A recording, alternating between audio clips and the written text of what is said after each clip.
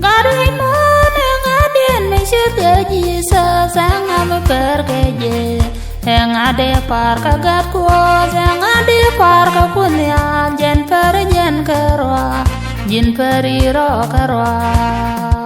Ye kuat, ye kuat, ye kuat, kuat jururu ini dian. Bible bakuan kalau ada jenas, ye jauh beterewan mesau. Bible bakuan kabia jalus, ye jauh beterewan mesau. Bible bakuan kabia jalus, ye jauh bejene Yesu. Syukur ya roy kuala denemu. Jika ya ne deling roy kuala ye Bible. Bible mana ngani nagai benewe ke Jerusalem agar kuala nagar warga Cioninas. Bible mana ngani nagai benewe ke Jerusalem agar kuala nagar warga Cioninas.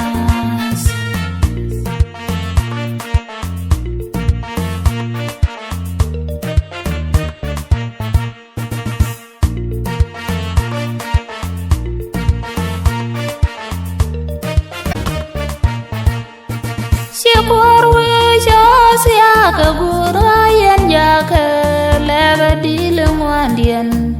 Saya kam ye meben ya Yesu ka sangune la kenwa.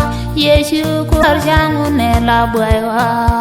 Ye kuat, ye kuat, ye kuat, kuat jururu ini dian. Bible bakuan kalau ada jenas.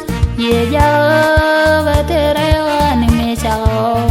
Bible biakuan kabia jalus. Ye jauh beterewan mesau. Bible biakuan kabia jalus. Ye jauh bejene Yesu. Syukur ya roy kuala denemu.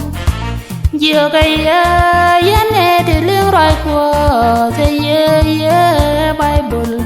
Bible mana ngani nagai benewe ke Jerusalem agar kuala nagar warga Cioninas. Bible mana ngani nagai benewe ke Jerusalem agar kuala nagar warga Cioninas.